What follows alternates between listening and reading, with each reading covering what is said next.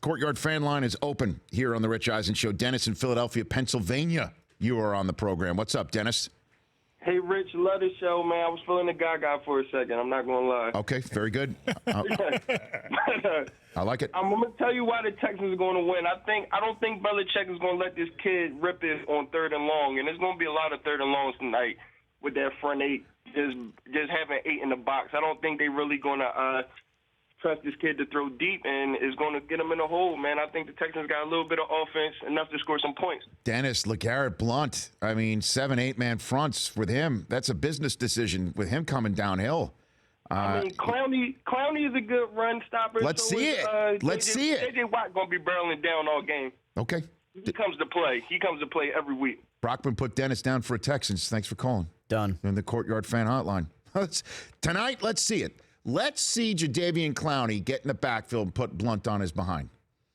Let's see it. Let's see them make sure James White doesn't turn into Kevin Falk. Let's see it. I want to see it. Well, Garrett Blount, second in the NFL in rushing through 2 weeks. Yeah. Let's see it. John in Richmond, Virginia, you're on the Courtyard fan hotline here on the Rich Eisen Show. What's going on, John? How are you, Rich? I'm hanging in there. Question. How do you think, besides running his big mouth, Josh Norman and the Redskins D is going to be able to stop Odell Beckham, Victor Cruz, and the getting better by day Sterling Shepard? Hey, now look, let's put it this way, John. You sound like a Giant fan. You a Giant fan on that one? Huge. Okay. In the heart of in Richmond. First of all, hang in there. Secondly, Josh Norman's mouth is writing checks that he's cashing. Not just literally, but figuratively, okay? So you don't really want a piece of him. Now, you've got Odell Beckham Jr., though. And, usually you don't want a piece of him either. I can't wait for this. This is good stuff. I'm already teasing, I'm already giving away one of my can't miss games of the week, even though it's not a very long limb I'm going out on that one. But defensively, Let's see. Sterling Shepard is coming on here. Victor Cruz has made one catch of note in each game that won it. And the problem with them, though, has always been the tight ends. Larry Donnell and Will Tye has been killing Washington the last couple of years. They've got to get down on that and then have Kirk Cousins play a game. I think the Giants win it, personally, and make the Redskins in deep trouble.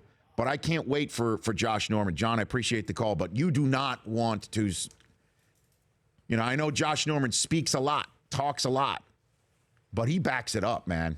Were you surprised at the report that Bashaud Breeland's angry because Josh Norman now they said is going to cover Odell Beckham and move around, and Des Bryant, halfway through that game, they made the switch where he was on him, and they didn't do it to start the game because Bashaud Breeland was angry that they were going to possibly do that.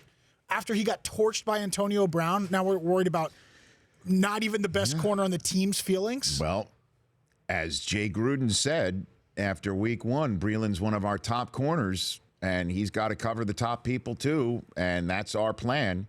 When I brought that up in the game day morning meeting on Saturday last week, before week 2, Michael Irvin laughs and he goes, if I'm Bashaud Breeland, I'm clipping that out of the newspaper, or I'm taking that soundbite on video, giving it to my agent to hand to the general manager when my contract comes up next. Yeah, good point. Coach just said I'm one of the top corners, paying me.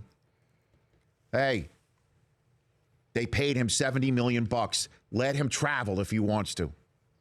I don't care. Scheme does not trump talent.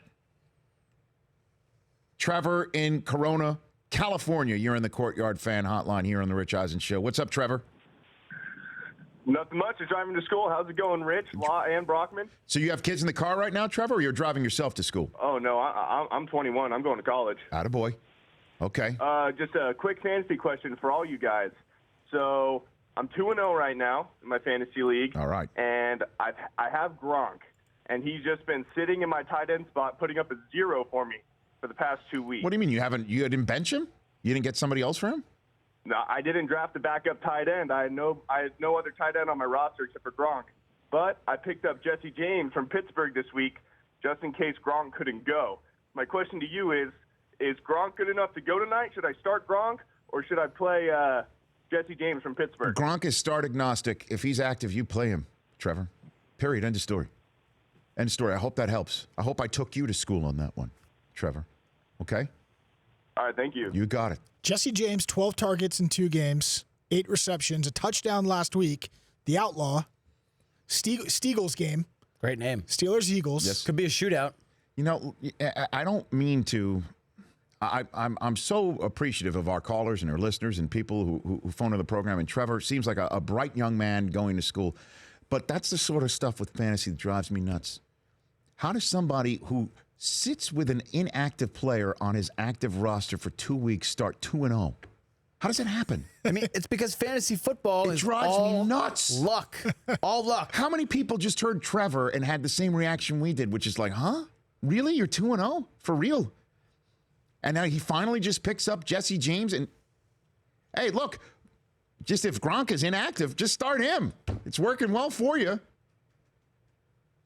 Man, oh, man, that would drive me I nuts. asked you yesterday about Gronk, and without hesitation, you said start him. Start him, yeah.